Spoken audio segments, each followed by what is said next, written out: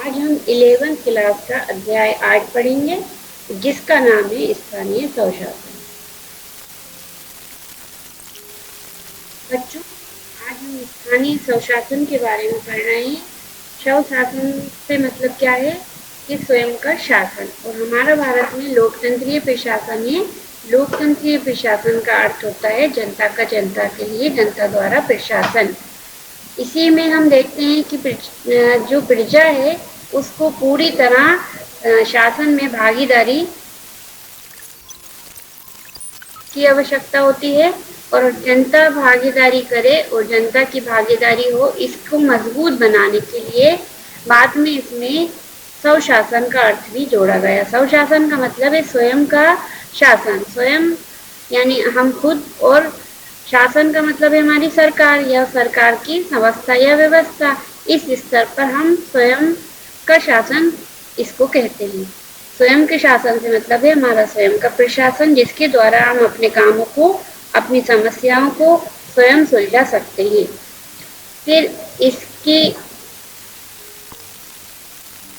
उपयोगिता उपयोगिता क्या है इसकी? सबसे पहले स्थानीय स्तर पर पहल करने की क्षमता।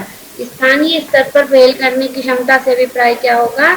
जिस स्थान पर हम रहते हैं, नगर में या गांव में, वहीं के स्तर की जो भी समस्या है, जो भी प्रॉब्लम है, उसको वहीं के लोग सुलझा सके, इसके लिए स्थानीय शासन की पहल की गई है। दूसरा, स्थानीय समस्याओं का समाधान।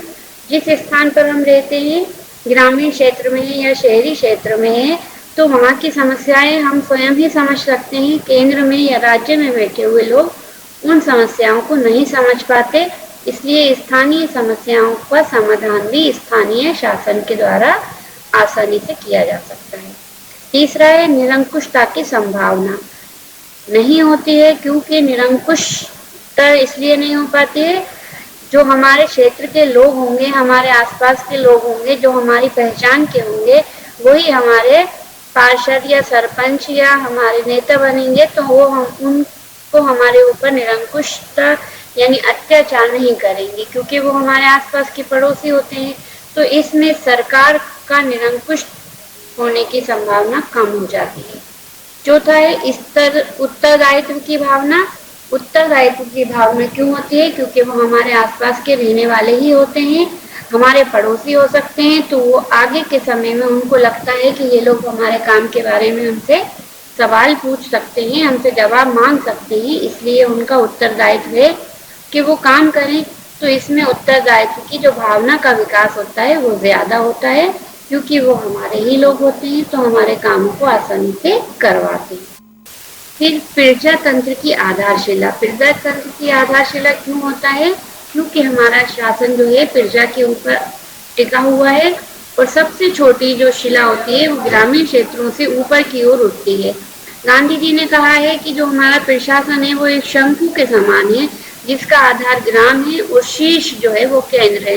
तो इस प्रकार प्रजातंत्र की जो आधारशिला होती है वो हमारा स्थानीय स्वशासन होती है। स्वशासन की अवधारणा। सबसे पहले हम देखेंगे कि हमारा स्वतंत्रता से पहले हमारा प्रशासन या स्थानीय स्वशासन कैसा था।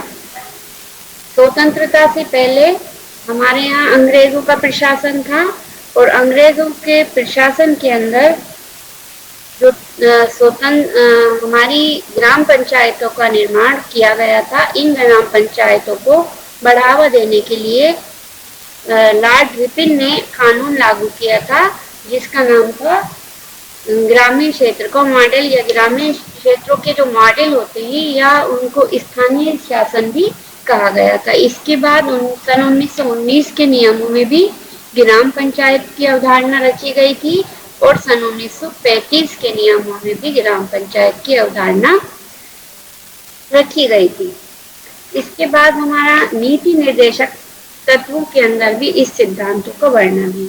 नीति निर्देशक तत्वों के अंदर इस सिद्धांत का वर्णन क्यों रखा गया? क्योंकि हमारा संविधान का जो निर्माण हुआ था, उस संविधान के निर्माण के अंदर रखा गया था कि हम ग्रामीण क्षेत्रों में भी सरकार का निर्माण करेंगे, और इन सरकार का निर्माण के लिए अनुच्छेद 40 के अंदर पंचायती राज की व्यवस्था की गई, जिसमें पंचायतों को शक्तियां प्रदान की जाएंगी और उनकी इकाइयों में स्वयं उनके कार्य करने की स्वतंत्रता उन्हें दी जाएगी। इसके बाद सन 1952 का सामुदायिक विकास कार्यक्रम। सन 1952 में सामुदायिक विकास कार्यक्रम जो चलाए गए, सन 1952 में हमारी पंचवर्षीय योजनाएं चालू हुई और इन पंचवर्षीय योजनाओं में सबसे पहले ग्राम क्षेत्र को या ग्रामीण क्षेत्र को, कृषि के क्षेत्र को रखा गया था कि सबसे पहले हमारा जो विकास है वो हम कृषि के अंदर ग्रामीण क्षेत्रों में करेंगे। इसके लिए जो पंचायती राज में व्यवस्था की गई, उसमें सामुदायिक कार्यक्रम चलाए गए कि ग्राम पंचायतें बनाई जाएंगी, जिनके माध्यम से वहां पर उनका विकास किया जाएगा। फिर है 1956।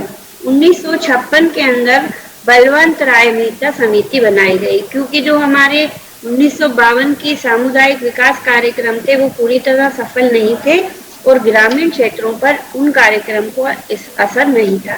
इसलिए 1956 में एक समिति बनाई गई जिसका नाम था बलवंत मेहता समिति। बलवंत मेहता समिति ने सन 1970 और 57 में अपनी रिपोर्ट पेश की थी और इस रिपोर्ट में उन्होंने कहा था पंचायत का त्रिस्तरीय ढांचा होना चाहिए, दूसरा पंचायतें निर्वाचित होना चाहिए, तीसरा पंचायत समितियों का गठन किया जाए जिनके द्वारा उन गांवों का समस्त कार्यक्रम चलाया जाए, ये अप्रत्यक्ष रूप से बनाई जाए। फिर है जिला परिषद का एक अध्यक्ष या अधिकारी होना चाहिए। तो पांचवा, जल आपूर्ति, सफाई और सड़क का रखरखाव पंचायतों के लिए अनिवार्य किया जाना चाहिए। इसके बाद 2 अक्टूबर 1949 को नेहरू जी द्वारा राजस्थान के जिले नागौर में पहली पंचायत की व्यवस्था लागू की गई थी। सन 1960 और 61 में उत्तर प्रदेश में भी पंचायती व्यवस्था लागू की गई और इसके बाद इनके ऊपर कोई ज्यादा ध्यान नहीं दिया गया। दोबारा से अशोक मेहता समिति 1949 में बनाई गई और 1949 से 1977 के बीच में कोई काम नहीं हुआ, तो इस समिति का गठन किया गया। ये समिति 1977 में अशोक मेहता समिति के नाम से जानी जाती है और इन्होंने जो अपनी सिफारिशें पेश की थी उसमें था पंचायती राज का गठन 2 स्तरों में किया जाना चाहिए, पहला जिला स्तर और दूसरा मंडल स्तर। जिला स्तर, जिला परिषद का गठन निर्वाचन के द्वारा होना चाहिए और ये निर्वाचन अध्यक्ष का भी होना चाहिए। जिला परिषद के अध्यक्ष गैर सरकारी व्यक्ति होना चाहिए। पंचायती राज को संवैधानिक दर्जा दिया जाना चाहिए। पंचायती राज में राजनीतिक दलों को भाग लेने की सुविधा भी दी जानी चाहिए। फिर समयबद्ध निर्वाचन हो। समयबद्ध मतलब प्रति 5 वर्ष में हमारा जो निर्वाचन होता है उसका समय निर्धारण होना चाहिए। केंद्र और जनता जो है वो इसके ऊपर पूरी नजर रखे और निर्वाचन को समय समय पर कराया जाए। इसके बाद केंद्र के अंदर उस समय जनता दल की सरकार आ गई थी। उन्होंने इस समिति के सिद्धांतों पर, सिफारिशों पर ज्यादा ध्यान नहीं दिया और पंचायत के अंदर कोई परिवर्तन नहीं हुए। सन 1991 में कांग्रेस की सरकार आई। सरकार ने 16 दिसंबर 1991 को फिर से एक प्रस्ताव लगाया। ये संवैधानिक संशोधन 72 के नाम से जाना जाता है। 72वां संवैधानिक संशोधन था। इस प्रस्ताव को 22 दिसंबर 1992 को लोकसभा और राज्यसभा में पारित कर दिया गया, यानी दोनों जगह ये स्वीकार कर लिया गया था। इसके बाद 4 माह में राज्यों की भी पुष्टि कर दी गई, कुछ राज्यों ने भी इसे स्वीकृति दे दी थी। 20 अप्रैल 1993 को राष्ट्रपति के हस्ताक्षर हो गए और इसके बाद ये कानून बन गया। बाद में 73वें संशोधन में भी इसे लागू कर दिया गया और उसके नियम क्या थे? सबसे पहले देखिए, पंचायती राज व्यवस्था जो है वो जिला स्तर पर 3 स्तरों पर की जाएगी। 3 स्तरों पर यानी त्रिस्तरीय परियोजना बनाई जाएगी। जिला पंचायत सबसे पहले क्या आता है पंचायत में? ग्राम पंचायत। ग्राम पंचायत के ऊपर आता है जनपद पंचायत। और जनपद पंचायत के ऊपर आता है जिला पंचायत, यानी त्रिस्तरीय परियोजना है। फिर से सुनिए, ग्राम पंचायत, जनपद पंचायत और जिला पंचायत। इसके बाद इस परिषद को बनाने के लिए आरक्षण व्यवस्था रखी गई है, जिसमें एससी, एसटी और महिलाओं को रखा गया है। एससी, एसटी के साथ साथ महिला आरक्षण 1/3 रखा गया है। फिर इसका कार्यकाल 5 वर्ष का रखा गया, और 5 वर्ष में इससे पहले कभी समाप्त होती है तो 6 महीने की अवधि में इसके चुनाव यानी निर्वाचन कराए जाएं। इसके लिए फिर एक वित्तीय समिति का गठन किया गया जाए, जो उनके ऊपर वर्ष भर में खर्च और आने की आय है, आय पे और व्यय पे, यानी खर्च पे और आय पे पूरा ध्यान रखे कि क्या क्या उनके खर्च हो रहे हैं और कितना उनके पास पैसा आ रहा है। इसके साथ पंचायत के लिए 29 विषय रखे गए, जिसका अधिकार पंचायतों को दे दिया गया।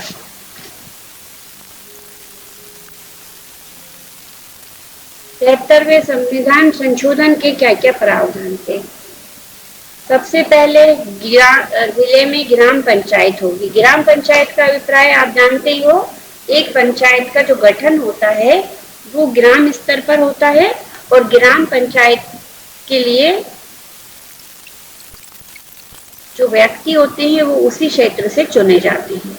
फिर मध्यवर्ती स्तर पर जनपद पंचायत होगी। जनपद पंचायत कुछ ग्रामों को मिलाकर या ब्लॉक स्तर पर बनाई जाती है, ब्लॉक यानी विकास खंड। तीसरा उच्च स्तर जो है वो जिला पंचायत होगी। जिला पंचायत प्रत्येक जिले के अंदर होती है, और ये समस्त जिले के ऊपर अपना अधिकार चलाती है या अपने देखरेख के अनुसार कार्यों का संचालन कराती है। सभी स्तरों पर चुनाव वयस्क मताधिकार द्वारा कराए जाएंगे। अनुसूचित जाति, जनजाति, पिछड़ा वर्ग को आरक्षण है, और महिलाओं को भी 1/3 आरक्षण दिया गया है, और 5 वर्ष का इसका कार्यकाल होगा। अब है पंचायती राज व्यवस्था में हम देखेंगे ग्राम पंचायत। ग्राम पंचायत प्रत्येक 5000 की जनसंख्या के ऊपर निर्माण की जाती है। एक ग्राम पंचायत में यदि 5000 व्यक्ति नहीं है तो 2 या 3 गांवों को मिलाकर ग्राम पंचायत का निर्माण करा दिया जाता है। ग्राम पंचायत के क्षेत्रों का बांट दिया जाता है, जिसे वार्ड कहा जाता है, और वार्डों से पार्षद चुने जाते हैं। एक ग्राम में ग्राम पंचायत के अंदर कम से कम 9 व्यक्ति गठित होते हैं, 9 पार्षद को बनाया जाता है, और यदि अधिक जनसंख्या हो तो प्रत्येक 1000 के ऊपर 2 व्यक्ति चुने जाते हैं। मतलब 9 के ऊपर से और चुनते जाएंगे जितनी जनसंख्या होगी। इनका निर्वाचन जो होगा, प्रत्येक व्यक्ति जो उस क्षेत्र का निवासी हो, जिसकी आयु 21 वर्ष हो, जो किसी सरकारी पद पर ना हो, वो निर्वाचन के लिए खड़ा हो सकता है और इलेक्शन जीतकर सरपंच बन सकता है। ग्राम पंचायत के कार्य। ग्राम पंचायत की क्या क्या कार्य हैं जो आपने देखे होंगे पहले भी। सबसे पहले क्या है ग्राम पंचायत का? कृषि का विस्तार करना। दूसरा, पशुपालन और डेयरी, कुक्कुट भवन आदि को बढ़ावा देना। मछली पालन को बढ़ावा देना। लघु सिंचाई और रख रखाव की व्यवस्थाएं कराना। मछली पालन का बराबर देखरेख करना। सिंचाई की व्यवस्था, खादी और कुटीर उद्योग बढ़ावा देना। पेयजल, कुआं, तालाब, ट्यूबवेल की व्यवस्था। सड़क, भवन और पुलियाओं का निर्माण करवाना। विद्युतीकरण के प्रयास करना। वे परंपरागत साधन जैसे गन्ने की खोई से है या बायोगैस से है या कचरे से है, ऐसे साधनों से ऊर्जा के उत्पादन करवाना। गरीबी उन्मूलन के प्रयास करना, जैसे 100 दिन का रोजगार है, साक्षरता अभियान और प्रौढ़ शिक्षा के अभियान चलाना। स्वच्छता को बढ़ावा देना। परिवार कल्याण की व्यवस्था करना। एससी एसटी के कल्याण व्यवस्थाओं को लागू करना। लोक उद्यान और खेल मैदानों का निर्माण करना। ये सारे कार्य हैं ग्राम पंचायत के। दूसरा अपना है जनपद पंचायत। जनपद पंचायत के माध्यम जो है वो ब्लॉक स्तर पर यानी विकास खंड स्तर पर होता है। जनपद पंचायत के लिए जो जनसंख्या है वो 1 लाख से बढ़ के अधिक जनसंख्या पर इसका निर्माण किया जाता है। जनपद पंचायत में 15 सदस्य न्यूनतम होते हैं, और जितनी जनसंख्या होगी उतने बढ़ते जाएंगे। फिर इसके साथ साथ प्रत्येक 15,000 के ऊपर 2 व्यक्ति बढ़ सकते हैं। इनके निर्वाचन के लिए भी जो उस क्षेत्र के निवासी होते हैं वो खड़े हो सकते हैं, जिनकी भी आयु 21 वर्ष है, जो उस क्षेत्र के निवासी हैं, जो गवर्नमेंट जॉब में नहीं है, जो पागल दिवालिया ना हो, भारतीय नागरिक हो, ऐसे व्यक्ति खड़े हो सकते हैं और निर्वाचित होकर सदस्य बन सकते हैं। इस जनपद पंचायत के अंदर निर्वाचित सदस्यों में से एक व्यक्ति को उपाध्यक्ष बनाया जाता है और अध्यक्ष का निर्वाचन यानी इलेक्शन कराया जाता है। इनके कार्य क्या क्या है?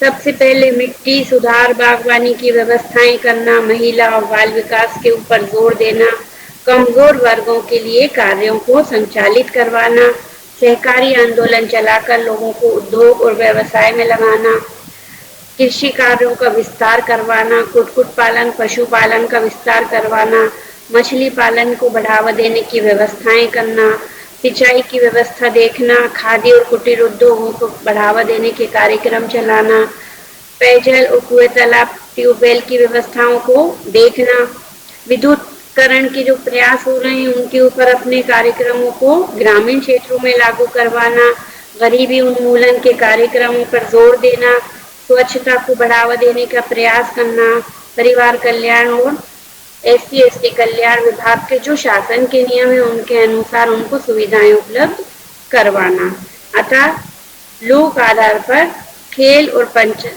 के मैदान का निर्माण भी करवाना तथा खेलों का संचालन भी करवाना। तीसरा स्तर है हमारा जिला पंचायत। जिला पंचायत जो है वो जिला स्तर के ऊपर निर्माण होती है। जिला पंचायत के निर्माण के लिए जो सदस्य चुने जाते हैं, जिसकी भी आयु 21 वर्ष से ऊपर हो, वे व्यक्ति खड़ा हो सकता है और उस निर्वाचित होकर जिला पंचायत के अंदर निर्वाचित सदस्यों में चुना जा सकता है। जिला पंचायत का गठन जो है वो 1 लाख से ऊपर की जनसंख्या पर या जिला स्तर पर होता है। इसमें कम से कम 10 और ज्यादा से ज्यादा 33 सदस्य हो सकते हैं। इसके अंदर पंचायत जो अध्यक्ष होता है उसका चुनाव होता है और उपाध्यक्ष को निर्वाचित सदस्य अपने में से ही चुनते हैं। इनका जो निर्वाचन है वो भी कितने साल के लिए होता है? 5 वर्ष के लिए। तीनों स्तरों का चुनाव 5 वर्ष के लिए होता है। यदि उससे पहले उनको खत्म कर दिया जाता है कार्यकाल तो 6 महीने की अवधि में दोबारा इलेक्शन करा लिए जाते हैं। फिर इसके साथ निर्वाचन होने के बाद ये सदस्य जब चुना जाते हैं तो इनको कार्य के लिए एकत्रित जिला स्तर पर होना पड़ता है। इन जिला स्तरों पर इनकी बैठकें होती हैं और बैठकों के अंदर वो अपने कार्यों के संबंधित समीक्षा करते हैं और ये पूरी समीक्षा किसकी होती है? जिला स्तर की। प्रत्येक जिले के अंदर आर्थिक विकास योजनाएं चलाना, कृषि उत्पादनों को बढ़ावा देना, उनके कार्यक्रमों को बढ़ावा देना, इसके साथ शासन स्तर से जो भी नए नियम आते हैं आर्थिक योजनाओं के, उनको पूरे ग्रामीण क्षेत्रों में लागू कराना। जैसे हमारे यहाँ 100 दिन का रोजगार है या 1 रुपए 2 रुपए किलो अनाज का वितरण होता है, ये सारे कार्यक्रमों को लागू करवाना। कृषि उत्पादन को बढ़ावा देना, पार्क और उद्यान बनवाना, विद्युत के लिए भी लोगों को नए विद्युत के जो उपकरण वो बताए हैं मैंने आपको प्रावधान, जैसे गन्ने के खोई से ऊर्जा उत्पन्न करना है, कचरे से है या बायोगैस से है, इस प्रकार की ऊर्जाओं के लिए लोगों को प्रेरित करना। इसके लिए गवर्नमेंट कुछ पैसा भी लोन के रूप में देती है, जिससे वो बायो संयंत्र को लागू कर सकते हैं, अपने घरों में लगा सकते हैं और बनवा सकते हैं। इसके साथ साथ कुटीर उद्योगों को बढ़ावा देने के लिए भी शासन के द्वारा उन्हें कुछ लोन भी दिए जाते हैं और उनको बढ़ावा देने के लिए जो छोटे मोटे उनके उद्योग होते हैं, उनके उद्योगों की वस्तुओं को जो निर्माण होती है उन्हें बेचने के लिए विपणन मतलब बाजार की व्यवस्था को भी लागू करवाते हैं, जिससे उनका सामान बाजार में बिक सके। स्वास्थ्य केंद्र बनाना, जो छोटे मोटे हॉस्पिटल होते हैं, इसी प्रकार विद्यालयों की व्यवस्था करना, शैक्षणिक कार्यक्रम जो भी शासन की ओर से चलाए जा रहे हैं उनको प्रोत्साहित करने के ऊपर जोर देना, कमजोर वर्गों के लिए कल्याण की योजनाएं जो भी शासन की ओर से बन रही हैं उन्हें ग्रामीण क्षेत्रों में लागू करवाना। इसके बाद समाज सुधार के कार्यक्रम करना। इसके साथ साथ जो भी ये बिजली, पानी, कृषि, कुक्कुट भवन, मछली उत्पादन, इन सबको भी बढ़ावा देने की योजनाएं जिला स्तर पर बनाई जाती हैं, जो ग्रामीण क्षेत्रों में लागू कराई जाती हैं। इसके साथ साथ लघु सिंचाई के लिए, रख रखाव के लिए छोटे छोटे तालाबों का निर्माण होने लगा है आजकल, जिनसे हमारा पानी संचय करके हम रोक भी सकते हैं उन्हें, और उनसे हमारे क्षेत्र की सिंचाई भी की जा सकती है। इसी प्रकार कुएं, तालाब, ट्यूबवेल की व्यवस्थाओं की देखरेख करना, सड़क, भवन और कुड़िया के संचार के लिए ग्रामीण और ग्राम पंचायत और जनपद पंचायत को राशि भी उपलब्ध कराते हैं, जिससे कि वो अपने कार्यों का संचालन करा सके। इसके साथ साथ इनकी स्वच्छता को बढ़ावा देने के लिए, परिवार कल्याण को बढ़ावा देने के लिए कार्यक्रम चलाना, साक्षरता और प्रौढ़ शिक्षा के कार्यक्रम चलाना, और उसके साथ साथ जो जो शासन की कार्य योजनाएं चलाई जाती हैं उन सबको संचालित करना।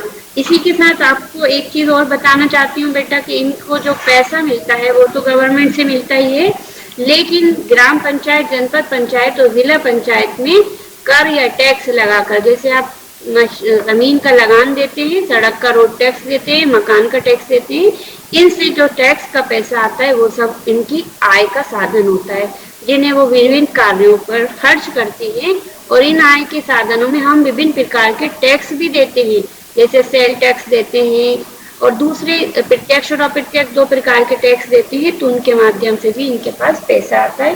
धन्यवाद बेटा। अब कुछ क्वेश्चन बोलना चाहती हूँ जिन्हें आप बच्चों, कुछ क्वेश्चन आपको दे रही हूँ जिन्हें आपको करना है। पहला है स्थानीय स्वशासन किसे कहते हैं। दूसरा है शासन की सबसे छोटी इकाई कौन सी है। फिर तीसरा, सरपंच का चुनाव कितने वर्ष के लिए होता है। चौथा, सर्वप्रथम पंचायती राज कहाँ स्थापित हुआ था। पांचवा है बलवंत मेहता समिति का गठन कब हुआ। बच्चों एक बार फिर से बता रही हूँ, आज हमने पढ़ा स्थानीय स्वशासन, और इस स्थानीय स्वशासन में हम ग्राम पंचायत के विषय में पढ़ा है। शायद आपको ध्यान हो, ग्राम पंचायत मतलब हमारा स्थानीय स्वशासन है। इस स्थानीय स्वशासन में ग्राम पंचायतों का निर्माण त्रिस्तरीय स्तर पर होता है। त्रिस्तर पर होने से पहले सबसे पहले जो इस इकाई है वो ग्राम पंचायत है। ये सबसे छोटी इकाई है। इसके ऊपर जनपद पंचायत होता है और उसके ऊपर जिला पंचायत होता है। इसमें तीनों के काम सेम होते हैं, थोड़ा थोड़ा ऊपर बढ़ता जाता है। जो ग्राम पंचायत काम करता है उससे थोड़ा ज्यादा जनपद पंचायत में होता है और उससे थोड़ा ऊपर उठ के जिला पंचायत में होता है। इसी प्रकार मैंने आपको बताया कि इनके आय के साधन जो है कर और टैक्स हैं, जो वो उन्हीं क्षेत्रों से लगान लगाकर लेते हैं और उनको खर्च करते हैं, और कुछ पैसा उन्हें शासन भी अनुदान के रूप में देता है, जिसके प्रकार से वो कार्य करते हैं।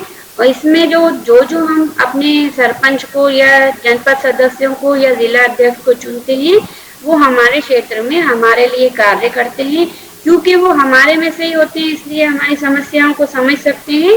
केंद्र में बैठा हुआ वो व्यक्ति या राज्य में बैठा हुआ उस समस्या को नहीं समझेगा जो हमारे क्षेत्र का व्यक्ति समझता है। इसलिए हमें उनको समस्याओं को सुलझाने के लिए स्थानीय लोगों की आवश्यकता होती है और हम उनको चुन लेते हैं। दूसरा क्या होता है कि वो हम में से ही होते हैं, तो हमारे कार्यों को अच्छे ढंग से करा सकते हैं। तीसरा, प्रजातंत्र के लिए सबसे पहली जो आधारशिला है वो हमारा ग्रामीण क्षेत्र है। इससे ऊपर हम उठते जाएंगे तो नगर निगम होते हैं, उसके बाद लोकसभा होती है और फिर केंद्र का शासन होता है। इसलिए प्रजातंत्र की जो सबसे छोटी इकाई है, जिसे हम सबसे नीचे लेवल का समझेंगे, जिस पर हमारा पूरा प्रजातंत्र टिका होता है, वो ग्राम पंचायत है या ग्राम की इकाई है। ठीक है, उम्मीद है आपको समझ में आ गया होगा बेटा, और नहीं आए तो फिर अगली बार कभी मिलेंगे तो हम बताएंगे।